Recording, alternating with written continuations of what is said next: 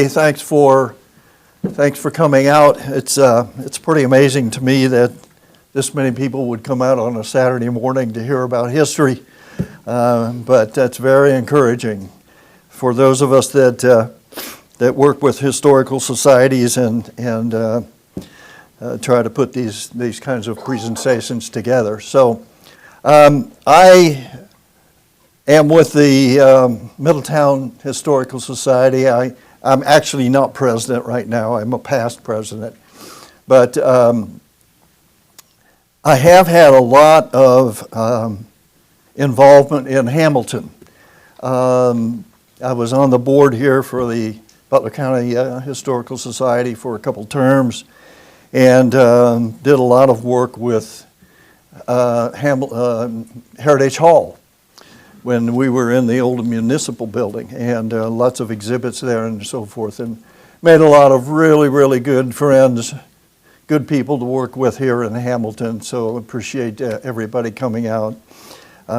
We are going to talk about the Miami and Erie Canal as it went through Butler County. And we have to go back to 1820.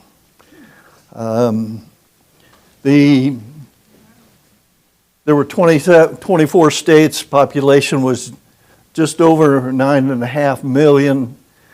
James Monroe was the president until March, and then John Quincy Adams was going to take over. But you can see everything concentrated on the eastern, pretty much the eastern seaboard there, and in the middle.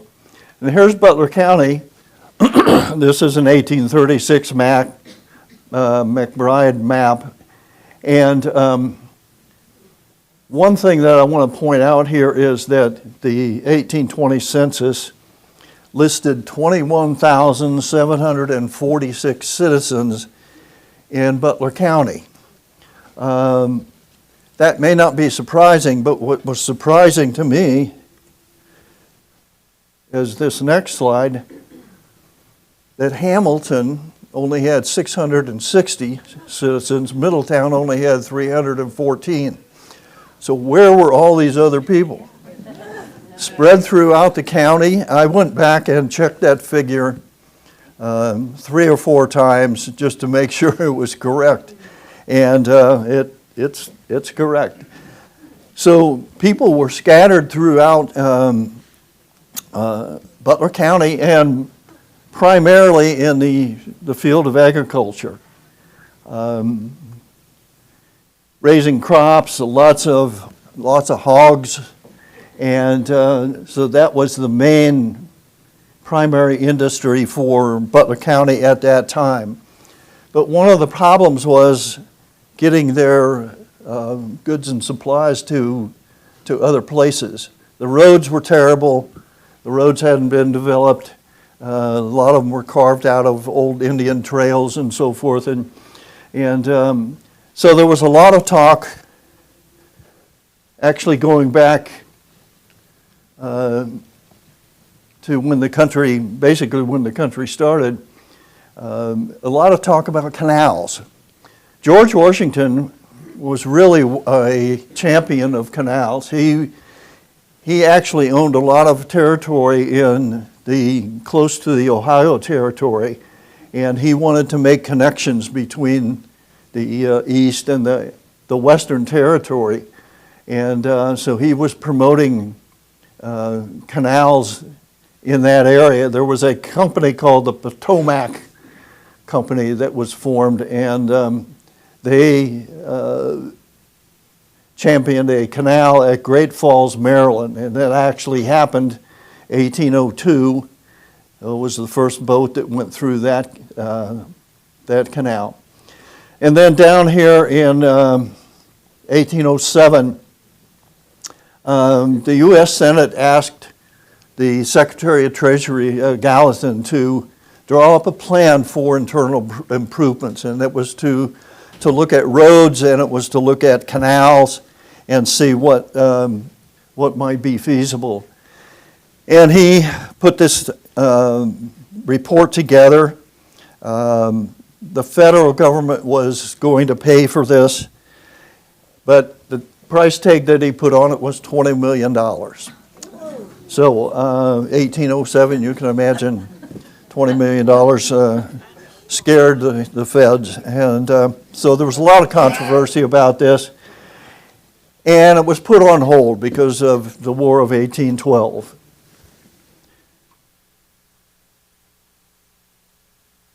But after the war, there was a lot of canal talk that started again.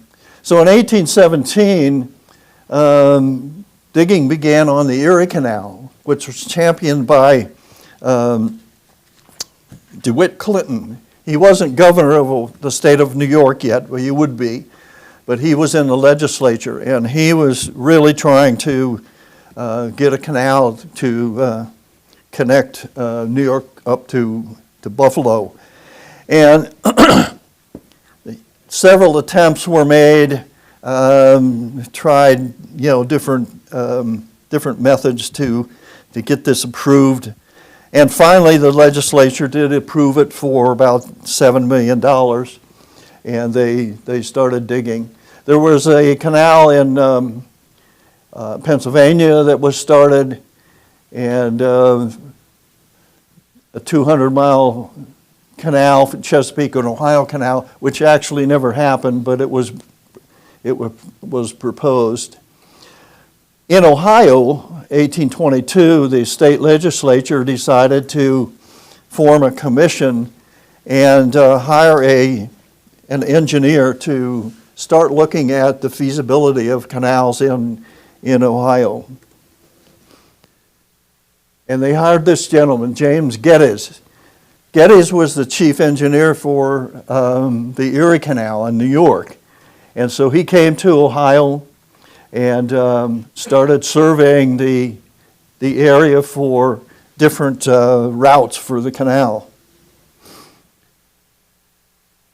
And this shows a couple of the routes that he was proposing. He actually came up with five different routes. And one that was kind of popular was this one going up to Sandusky. And the one from Portsmouth all the way to Cleveland actually did happen. But everybody, all the different counties in Ohio, they all wanted a canal through their county. So you can imagine the fight that went on in the legislature at that time, trying to negotiate all this. So finally, actually, Geddes went back to New York. He didn't really give up, but he had other commitments. And it was turned over to these gentlemen. Alfred Kelly was a businessman, a lawyer, and he was championing this canal here up from Portsmouth all the way up to Cleveland, which was called at that time the Ohio Canal. Micaiah T. Williams was chair of the committee to study the canals, and he was really instrumental in getting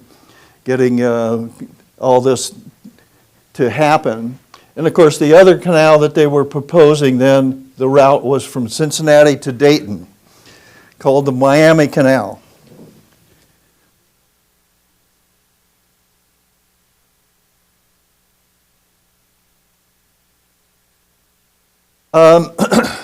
February 4th, 1825, Canal Act of 1825 was signed in the legislature, and Thomas Worthington up here was the governor in 1814, and he was really championing canals for Ohio. He turned that over to the gentleman in the middle, Ethan Allen Brown, who was governor in 1818. And then, of course, Micaiah T. Williams was the first to study the canal. So, Canal Act started and was passed. And on July the 4th, at Newark, Ohio, they broke ground for the Ohio Canal. Governor Clinton, he's now governor of the state of New York. Governor Clinton was there to break ground for the Ohio Canal. That was on the 4th of July. And then on the 21st of July, they traveled over to Middletown. And this location right here, Middletown is, of course, up here. This location right here is where the canal started, the Miami Canal started. Today, the canal is Verity Parkway through Middletown, and this road coming up here is Yankee Road. So right in that intersection there is where they gathered. It was a big crowd. They gathered. They had a brass band and several military units that came, and all these gentlemen up here, the dignitaries, were there. The governor now is Governor Morrow, former Governor Ethan Allen Brown, and of course Williams, who was Canal Commissioner, and General William Henry Harrison, who was later to become president. He was a Ohio senator at that time. The land was owned by Middletown's pioneer founder, Daniel Doty, who came to the area in 1791 and was interested in, he came from New Jersey, he was interested in settling in the Ohio territory, but it was too dangerous then. And the Indians were not real happy about the white men coming to their territory. So after the Treaty of Greenville was signed in 1786, he came back with his family from New Jersey, and he lived a good long life and collected a lot of territory. So he owned this property right here where the first dig was taking place. Last year, July 21st, 2025, we did a big celebration out at that site. There's a rock monument there. We'll get into that later. There's a rock monument, and we had a nice big celebration out there. We had a brass band that played, and so we celebrated the bicentennial of the very first dig. So the question that comes up sometimes is, why Middletown? Why did it start in Middletown? Why did they have the groundbreaking there? Hamilton's the county seat. Why wasn't it down here? Well, they decided on Middletown because that was going to be the place where the canal was actually going to start and link up to the river. So here's Middletown, and this is just north of Middletown. The Great Miami River's that little stretch right up there. There was a gentleman who had been in Middletown since the early 1800s, Abner Enoch. He owned a lot of this territory. He had some mills up in this area, and he actually cut a mill race, which you can see right here, linking up to the Great Miami River.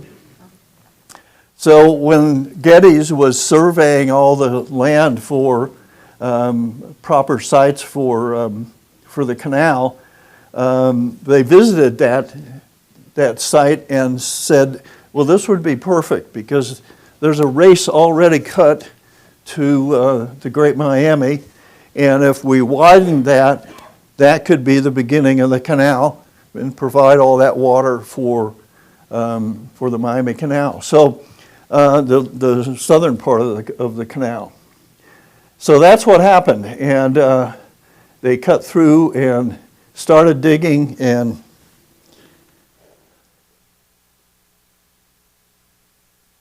in addition to, of course, digging the canal, which was 40 feet wide and only 4 feet of water, but it was a massive effort. In some places they had to clear the trees and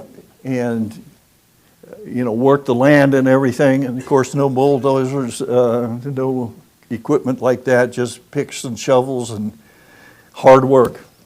But they also had to build the locks. So the locks were kind of the stair steps to navigate the boats up and downhill. In the Middletown area, there were 4 locks. The very first lock was the Doty lock. That was actually lock number 1 on the original Miami Canal. The numbers were all changed when they extended the canal from Dayton all the way up to Toledo.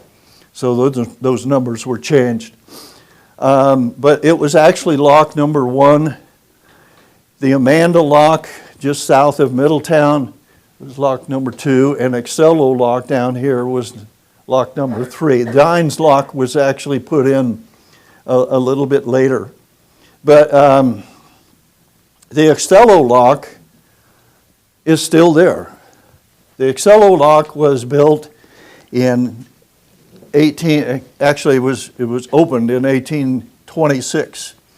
So just a year after the first dig took place. The Excello lock is still there. We're going to see some pictures of that later.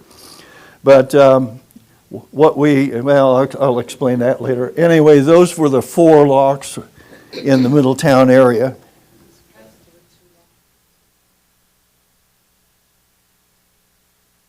And on July the 4th, 1827, now this is only 2 years after the canal, the first dig took place. The very first trip that was taken on the canal, and we'll see if my little animations work. We had to change computers, so we'll see if this works. All right. The very first trip on the canal was from right up at the river down to Middletown. There was a boat, a packet boat that was named the Samuel Forer, F-O-R-R-E-R. He was the chief engineer on the Miami Canal.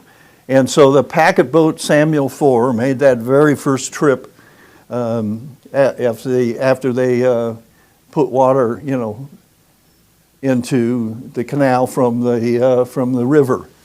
But there was a lot of work that was still going on. And so down in Hamilton, closer to Hamilton, in Liberty Township, there was lock number 35, Swingler's Lock at Rockdale. And there was, it later powered a mill there at Rockdale. That photo's a 1905 photo. Lock number 36 was down here close to Hamilton, the Upper Hamilton lock. And that powered Lewis Snyder and Son Mill. Lower Hamilton lock powered the W.B. Brown Mill. And these were close, these two were closer, much closer to Hamilton.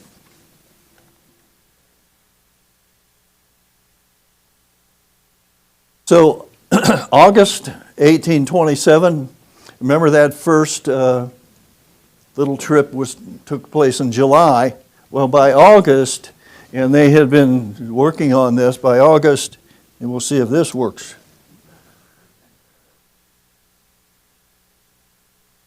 The very first trip from Middletown all the way down to Hamilton on the canal took place.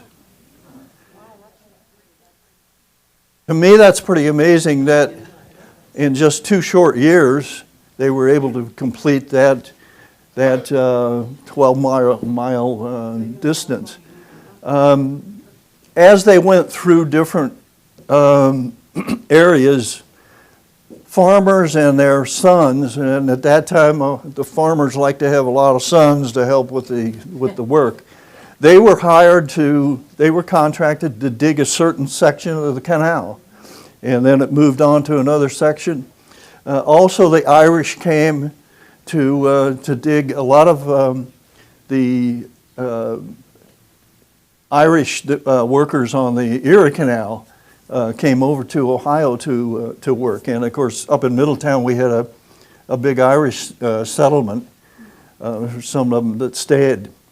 So made that first trip in August of 1827. So Middletown and Hamilton now were linked by the canal. Then further on down in Butler County, there were only 2 locks. The lock at Rialto and the lock at Crescentville, which is right on the border of Butler County and Hamilton County. And there were, at Rialto, there was a Fox Paper Company. Fox Paper Company started in 1835. They had several different mills. They had one at Rialto there. They had another one down at Crescentville. That's the Crescentville Fox Paper Company down there. The one at Rialto actually burned. Actually, I think there was another one, I forget where it was, but that burned also. So, and Rialto was just a little crossroads. The Fox Paper Company kind of owned all of that property around there at that time.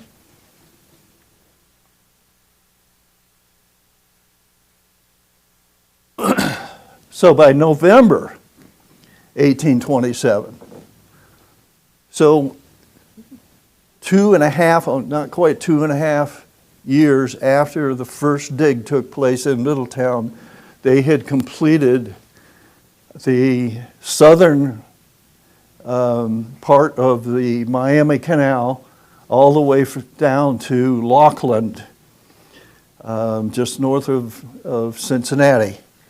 And we'll see if this little boat works. So the first boat took its trip all the way from Laughlin at Howell's Basin all the way up to Middletown. Pretty amazing when you consider just 2.5 years after the canal started. So there was a lot of work that took place. And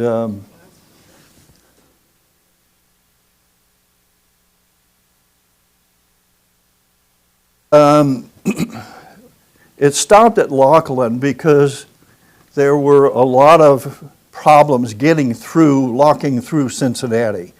That took a lot longer to complete all the locks and lock down all the way to the Ohio River. But up there in Hamilton was the Hamilton Basin. How many know about the Hamilton Basin? You ever heard? Yeah. Well, let me ask the question. Maybe somebody can answer. Why do you think they built the Hamilton Basin?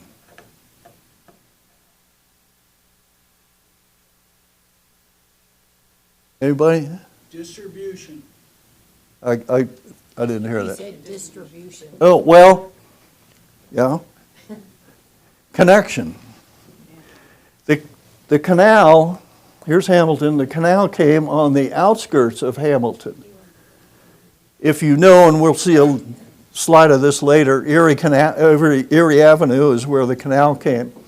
So it wasn't through Hamilton. They built the basin to link the canal up into the city of Hamilton. The basin, though, was a really big waterway. If you look there, 120 feet wide at the bottom and 148 feet at the water line, 15 to 20 feet deep, and 0.7 of a mile. The basin, as I said, was built to make a connection into Hamilton. The Ohio Canal Commission approved that basin to start in 1828, but they only allocated $2,000 for construction. So they had to raise the rest of it locally from local funds. It extended from South 3rd and Court Street today to Erie Highway or the canal.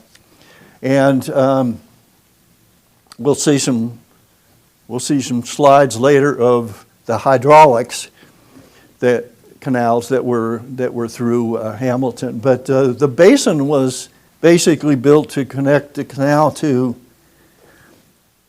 downtown. But it wasn't very popular. It didn't last very long as a working waterway. The water froze in the winter. That was a common problem with the canals. There was constant flooding, and there was no real water moving through this basin. So stagnant water created the potential for disease. In 1872, there was a proposal to, and that's what this was all about in the newspaper, to fill in the basin. And in 1877, one night, 100 men went out and filled in the basin.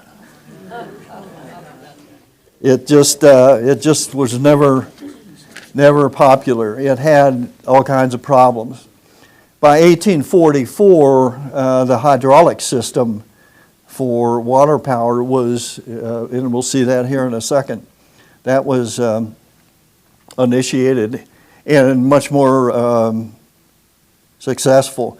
1887, the Cincinnati and Richmond Railway Company purchased most of the basin there and constructed a passenger station, freight depot, tracks and switches and so forth. And that was later then bought by the Pittsburgh, Cincinnati, Chicago, St. Louis Railroad Company. So today when I came down to Hamilton and turned on High Street, you know, I looked over to my left where the basin would have been. And of course, there was a train going by.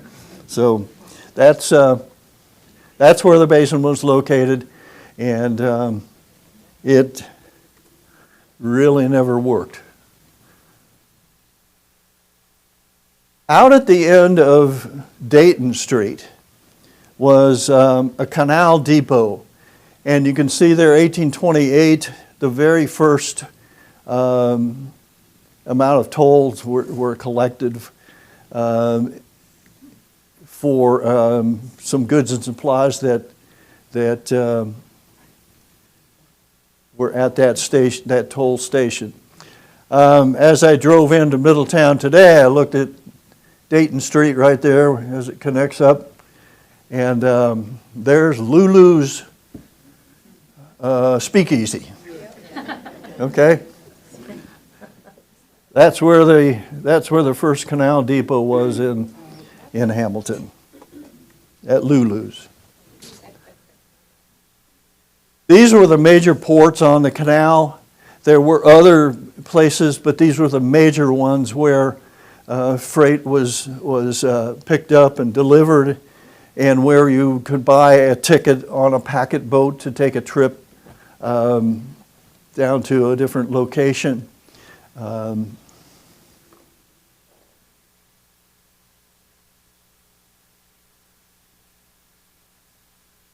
Now, all this work that had gone on the southern part of the canal, work was also going on the northern part from Middletown up to Dayton. And by 1830, April 1830, the whole stretch of the Miami Canal, what was considered the Miami Canal, Cincinnati to Dayton, was open.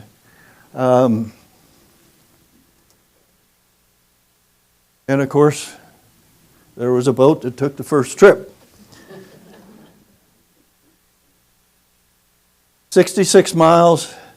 Again, this is from Lockland all the way up to Dayton. The very first month of the operation of the whole Miami Canal, there were 141 passages, they called them, logged the very first month. By 1832, over 1,000 passengers per week were making the trip up and down to different locations on the Miami Canal. So right off the bat, it was very successful, not only in terms of freight, but for passenger travel too.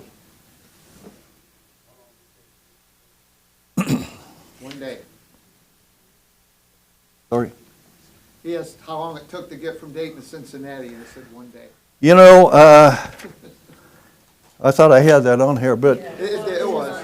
oh, it was? These old people can't see. Okay. Oh, okay. Me included, I got my glasses on. Yeah, I can't see either. Okay. How many boats were there? How many boats were there? Sorry? How many boats were there? Was it just one? Oh, well, by that time, there were a number of boats. Hamilton had boat companies. Middletown had several boat companies. Of course, down in Cincinnati, they did also. So there was travel going on, constantly. It was, you can liken it to later on when the automobile came around. And you actually had 2 lanes on the canal. Canal boats could pass. They had to go through the lock one at a time. But so there was a lot of travel. In 1830s, here's a newspaper from one of the very first newspapers in Middletown, and you can see the number of different merchants that are now in Middletown. Remember, 1820 census only had 314 people living in Middletown. So now it's a thriving little town, all due to the canal. And I love this letter I found from 1827. Business of every kind is very dull here, but we all hope to live on milk and honey and without labor when we get the canal. I'm not sure that was true, but they were very hopeful.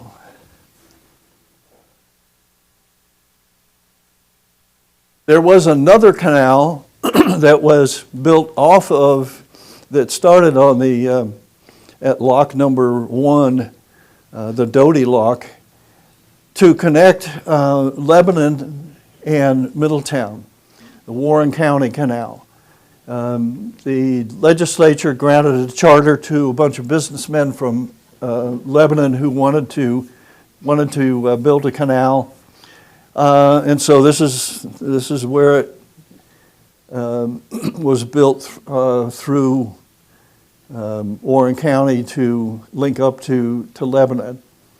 Was completed in 1840, but it wasn't used very much. Actually, the businessmen went out of business and the state had to take over the construction. But they did complete it, but it needed constant repairs. That was one thing about the canals.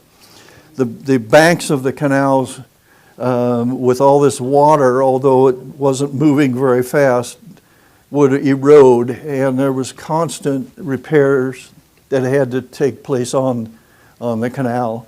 Well, this one must not have been built very well because it needed constant repairs. So it only lasted to 1854.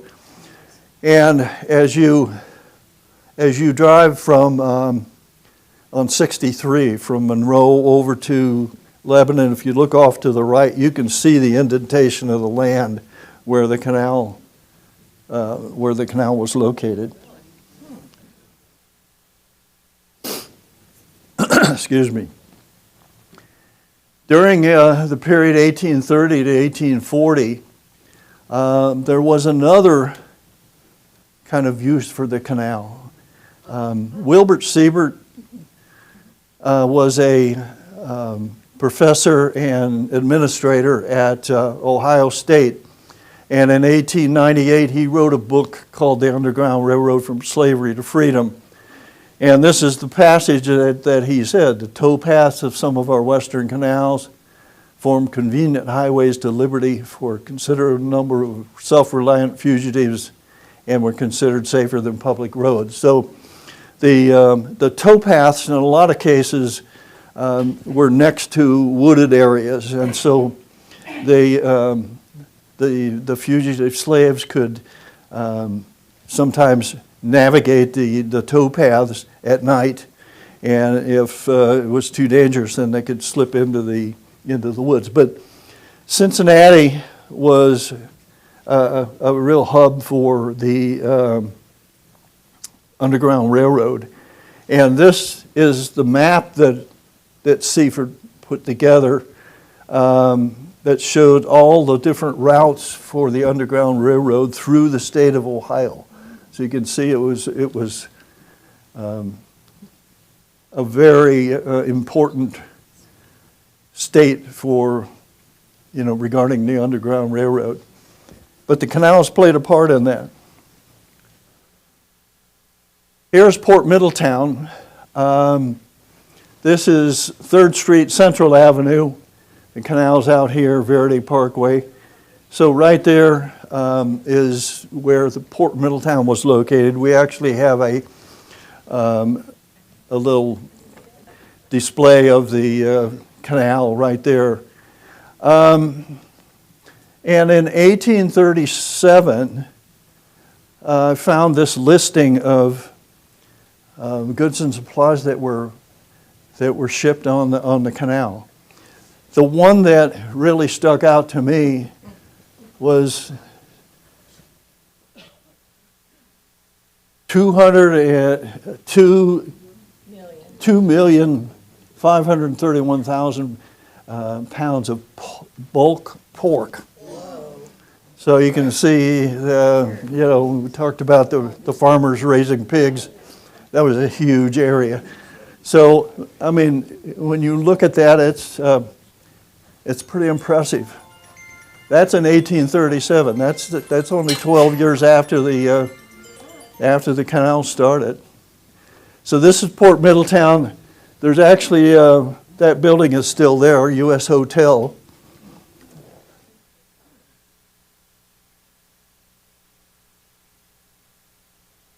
(1833), 17 miles north of Dayton, was placed under construction. The Miami Canal was so successful. We just saw that listing of freight. It was so successful, they decided we need to do a connection all the way up to Toledo, just like the Ohio Canal. And so they passed legislation for the Miami extension, they called it, 125 miles. And by 1843, it was completed up to a place called Junction, where the Wabash and Erie Canal came over from Indiana. And then that work was completed to Toledo by 1845. And we had a little packet boat called the Banner that came out of Middletown that made that very first trip all the way from Lockland all the way up to Toledo. So the Miami Canal and Miami extension was complete. 1849, the legislation decided to appropriate 87 miles there of the Wabash in order to be able to call this the Miami and Erie Canal. So now you had the two complete canals in Ohio and Erie, and Miami and Erie Canal.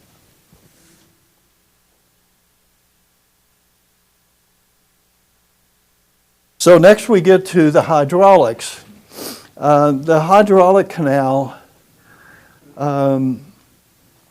was built here in Hamilton in 1844. This is an 1855 map, but it was connected to the river down through a reservoir and down into Middletown or Hamilton, and then over back into the river. This is a little better map that shows the two routes that the hydraulic took. It was actually called Hamilton and Rossville hydraulic, because out here in Rossville there was a hydraulic canal for a while. It wasn't very successful. But it was started in the 1830s with an idea by a gentleman that was looking at the flow of the water through the canal, and it's going downhill, or the river, and he said, we could use that to pump water down into the city and power some of this machinery. There were some new industries that were just getting started at that particular time, and so it was approved by the Ohio General Assembly. Samuel Forer, as I mentioned, was the main engineer, and he was appointed to finalize these routes. And water passed through January the 27th, 1845. Actually, the water, they had tried to pass water through just a few days earlier, and they had a big celebration that was all set to take place and everything, and it didn't work. The water just kind of trickled in. So they had to make some improvements, but finally by the 27th of January, the water passed through. So you can see the two different routes. It came all the way down here and then over, and this route here that came by the river.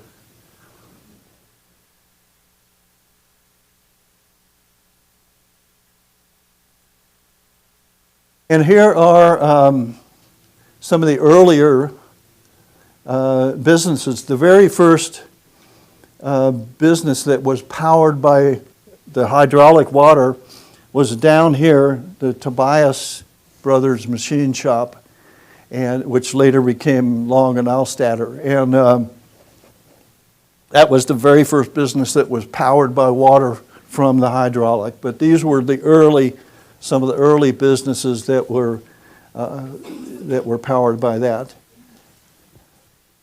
And then later, by 1875, these are now some of the major industries that you're familiar with that were all powered by the hydraulic. The hydraulic really provided a cheap source of power for about 30 years until coal-fired stationary steam engine power became more affordable. But the hydraulics worked really, really well to get early industry going in Hamilton, and as we see here in Middletown also. So the Middletown hydraulic came from the river through a race down to just the edge of town at that particular time. But there, again, those two articles over there in the newspaper were talking about how excited everyone was to finally get a hydraulic for Middletown.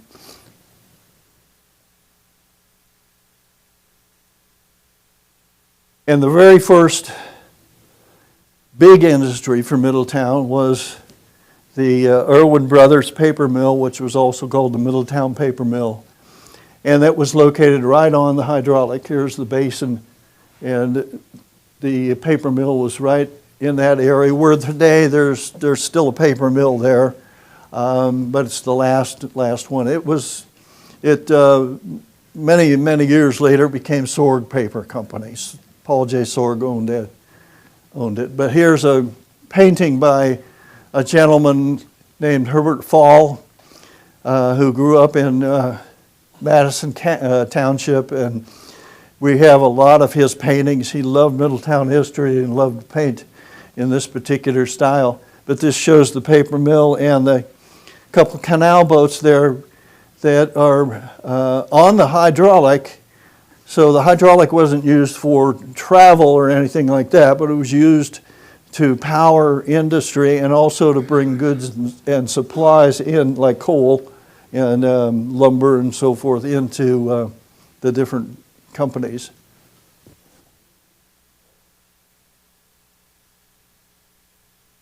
Also, other industries that we had in Middletown. This is the Middletown Brewery, the Seaball Brewery, which was located, this is Central Avenue, located right on the canal. The Seaball brothers came over from Germany in 1866, I believe, and started a brewery. The building, the actual building never really looked like that. That's a pretty impressive looking building, but it had certain features like that. But the interesting thing about the Seaball Brewery was they had their own canal boat, which you can see down here operating on the canal, and it was called the Gambrinus, after the gentleman up there in the right-hand corner, the patron saint of beer. Germany's patron saint of beer. So they named the canal boat after him. Further on down on the canal was the beginning of the tobacco industry for Middletown, which was big. Paul J. Sorg was from Cincinnati, and he went into partnership with a gentleman named John Auer. They started the tobacco business down there, and pretty soon they linked up with another couple men, Wilson and McCauley, to form a larger company. They decided to move from Cincinnati up to Middletown, and so they were located right on the canal. That was the beginning of the Sorg Tobacco Company, which really became a large industry for Middletown and made Paul J. Sorg probably Middletown's first millionaire.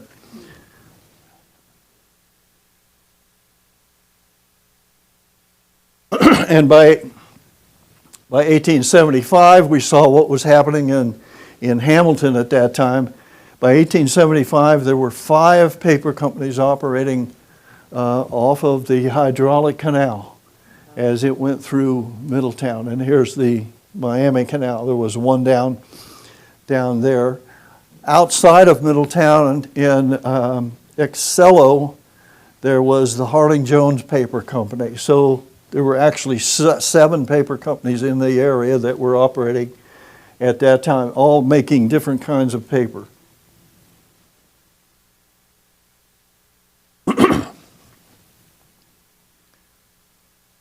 And then in 1900, another gentleman from Cincinnati, George M. Verdi, was working for a company down in Cincinnati that made steel roofing materials. But they couldn't find any steel. Steel was in short supply.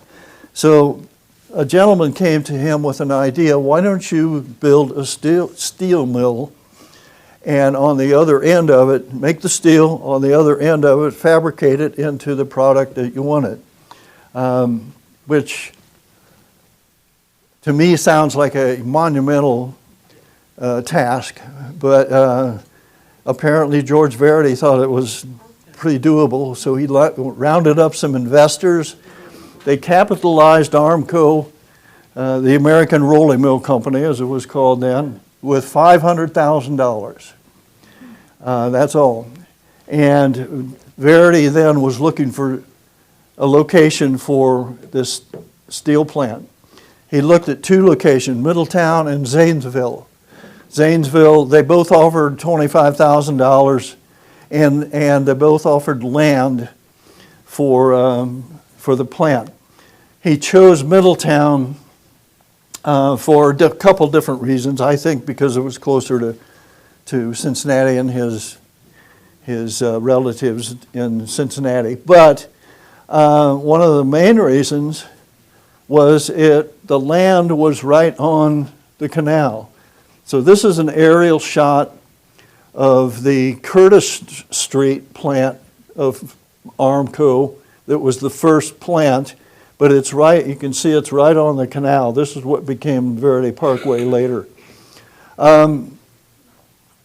He thought he had heard some rumors that the canal by 1900 was starting to decline, and we'll see why here in a minute. But he thought that might be built into a wider basin for larger boats to haul supplies all the way down from Lake Erie.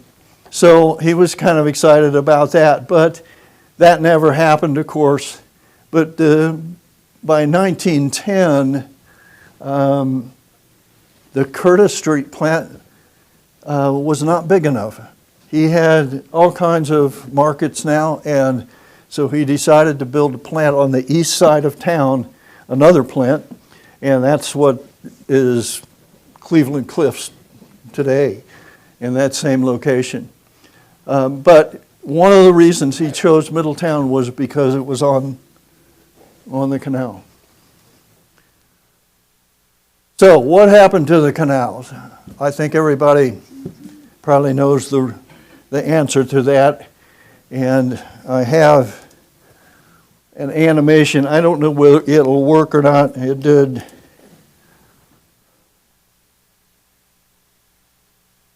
Didn't work the other night. Oh, there it is. Okay.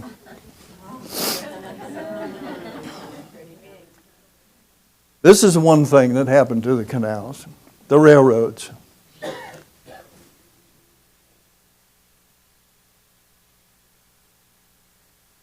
(1810), you can see even before there was talk of canals in Ohio, there was interest in this thing called the railroad. Went through these different stages and so forth for early, the development of early railroads. And in Ohio, very early on, kind of coinciding with the Canal Act of 1825, there was interest in developing railroads. So the legislature chartered 19 different railroad corporations in the 1830s. The one that really pertains to us more is down here with the CH&D, the Cincinnati, Hamilton, and Dayton, which was the first railroad to go through this area, 1851. So canal is completed all the way from Cincinnati to Toledo, 1845. First railroad comes through the area, 1851. You can see what's going to happen.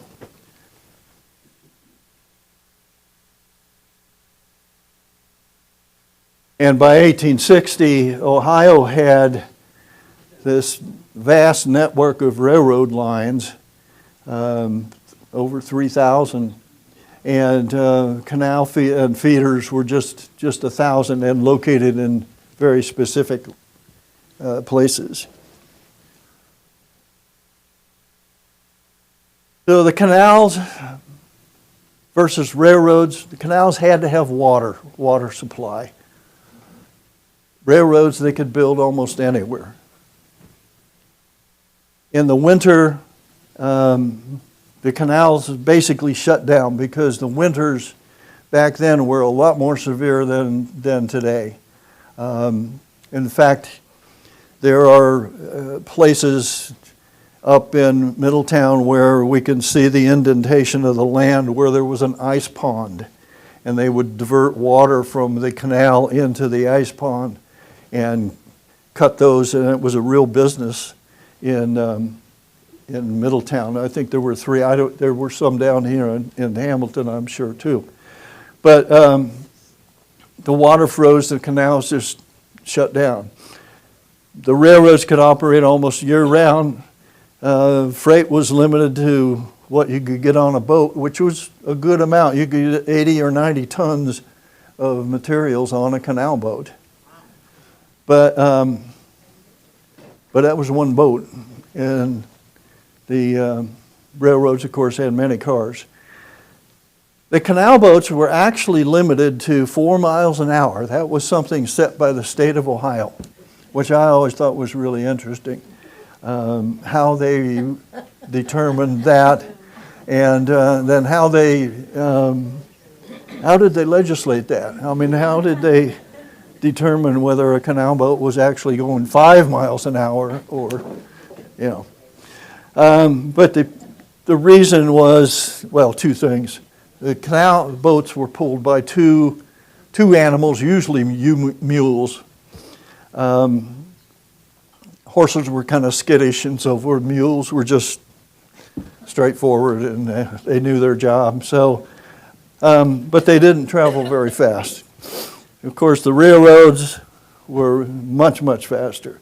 Frequent flooding eroded the banks of the canals. We talked about that. But the railroads, unless there was a really severe flood, were not very often hindered by flooding. By the 20th century, there were a lot of people that really didn't want to give up on the canals. So they came up with some different ideas. One was called the electric mule, which you can see over there in that top picture.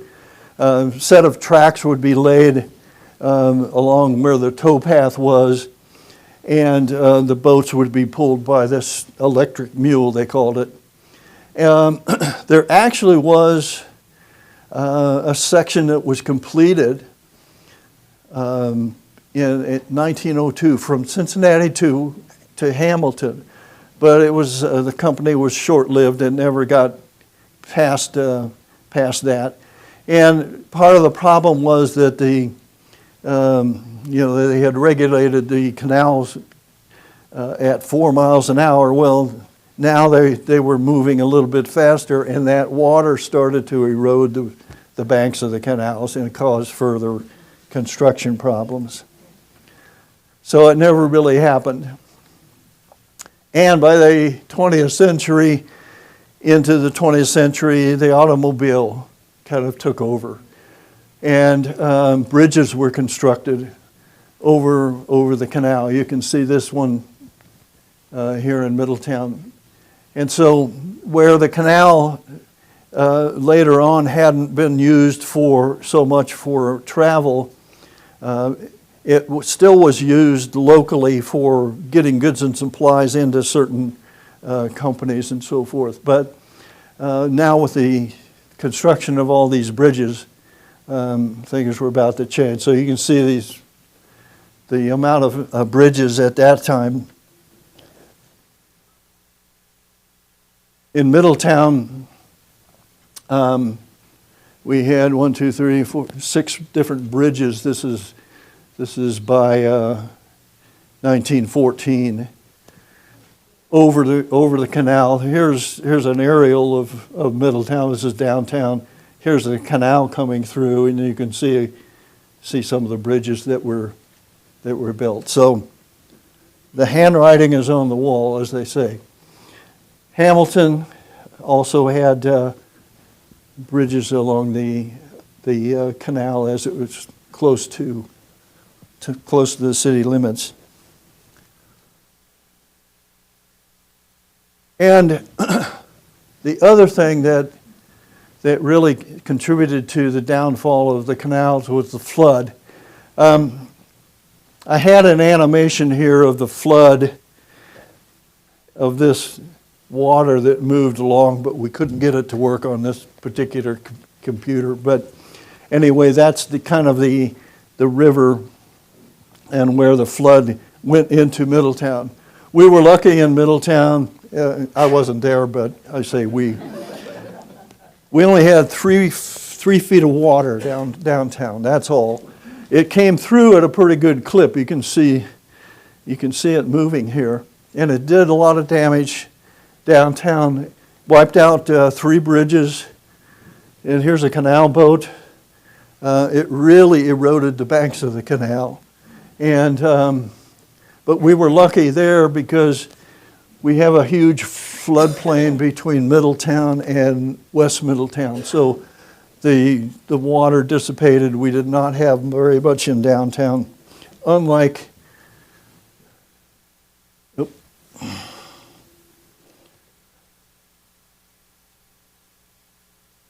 well,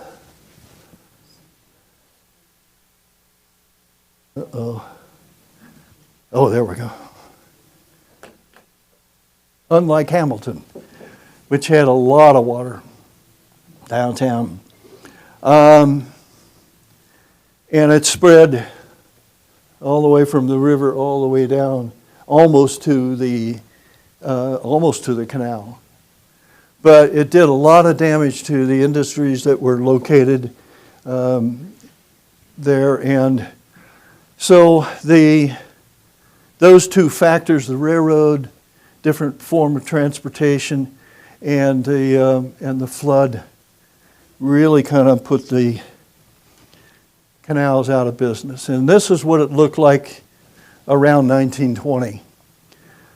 It really was pretty much a dump for people to, just dispense with a lot of junk. This is a shot in Middletown here. This is looking downtown south. These are the stacks of Armco way in the background there. And this building over here is the Seabowl Brewery. So you can see it didn't look like that picture that, yeah. Anyway,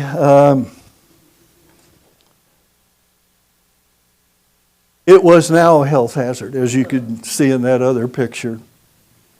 And in 1927, the General Assembly approved a bill by a gentleman here in Hamilton. I didn't know that before, to permit the draining and the filling in of the canal. So at midnight on November the 22nd, 1929, the water was shut off at the dam north of Middletown. And within 12 hours, a section all the way from Middletown down to St. Bernard was dry. So it didn't take long for that water to disappear. Middletown the next day had a big parade. We'll see if this little animation works. There's the Armco band leading the parade. They had a canal boat, all different forms of transportation, fire engine, and even an airplane. There was a large crowd that gathered to dedicate this rock monument as the site where the canal had started in 1825. That's the rock monument that's still there.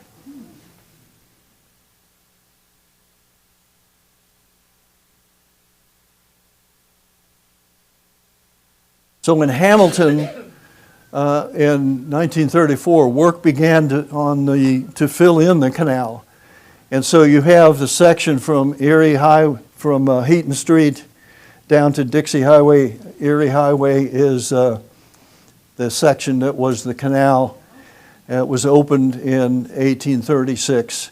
There were only 30,000 licensed drivers in Butler County at that particular time. But in Middletown, the National Industrial Recovery Act, and I think that's what also where Hamilton got its funds, that was passed. Roosevelt was in office, after the Depression and so forth, and started to initiate some of these programs to get America moving again. So locks and bridges were removed. They filled in the canal, created curbs and gutters, sidewalks, and 213 light standards. So this is the canal coming through Middletown. They've completed that section up there. They haven't completed this section. They haven't paved this part of Verity Parkway yet. And they had another parade down to a park where George M. Verity was given the privilege of flicking the switch to light up all these lights.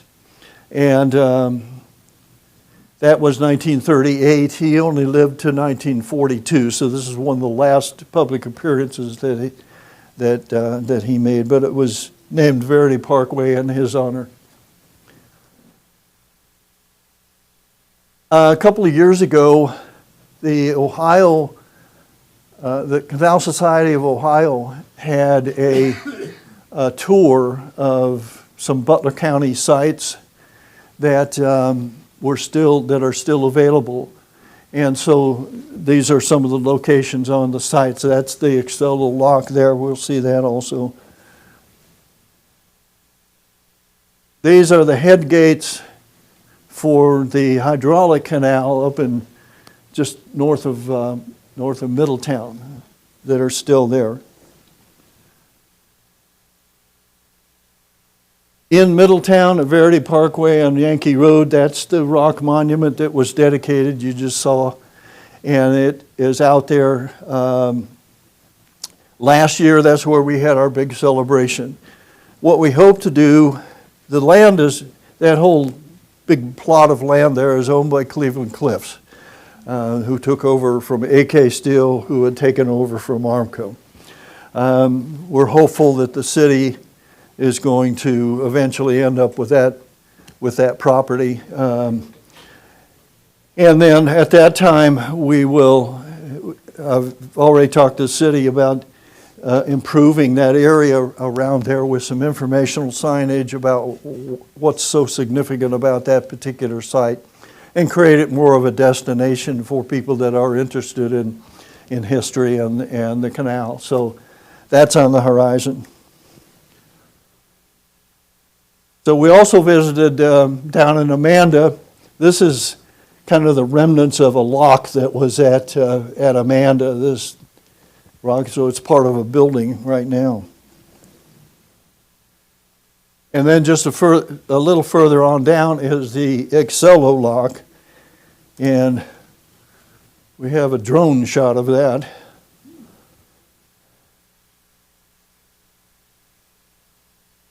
So this is the big lock right here, Dix Creek. And then next to it is a spillway, which wasn't actually a lock, but it's a spillway where water was diverted off to power the Harding Jones Paper Company, which is across the road. There's still there's a couple smokestacks there. That's about all that's left there. But you could see that the canal came all the way through here. Up in this area was an aqueduct, with the canal being able to go over the top of Dix Creek there. Excello lock is something that we are working on right now. We have a contract with the Miami Conservancy up in Dayton, which owns the property. And we are going to, later this summer, we are going to create a little park area out here. Right now it's a little difficult for parking, but we're going to create a parking area, some pathways back to the spillway. We've got a bridge that's going to go over the spillway, and then you can walk on a path over to the lock. And along the way, there'll be some informational signage about what's so significant about the canal and its history, and also the lock. So stay tuned on that. We had hoped to start earlier, but the county decided to do some repairs on the Dix Creek Bridge, so they kind of put us back a little bit on that. But that'll be coming up, we hope.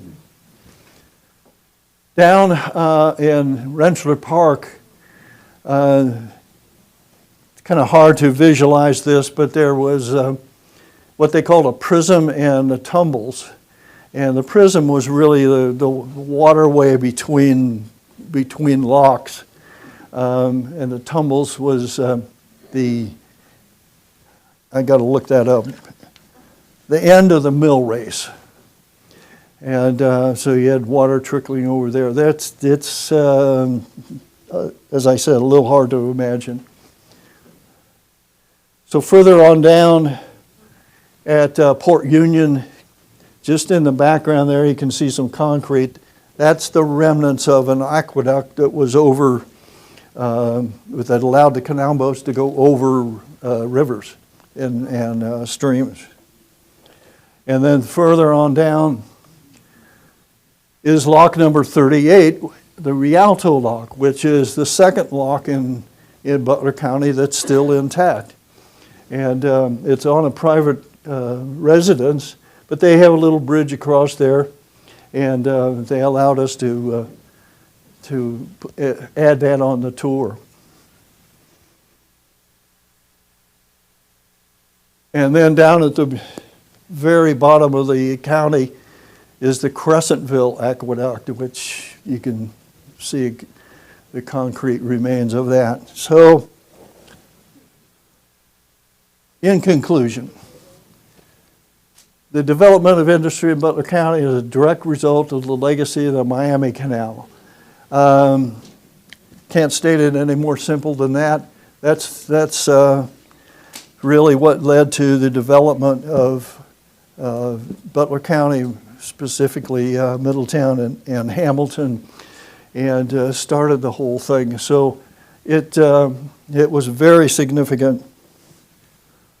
And here are a list of the sources that I used for this particular presentation. I always like to include that because without all these people writing these books and articles and everything, I probably wouldn't be standing up here. So I thank you all very much for coming today.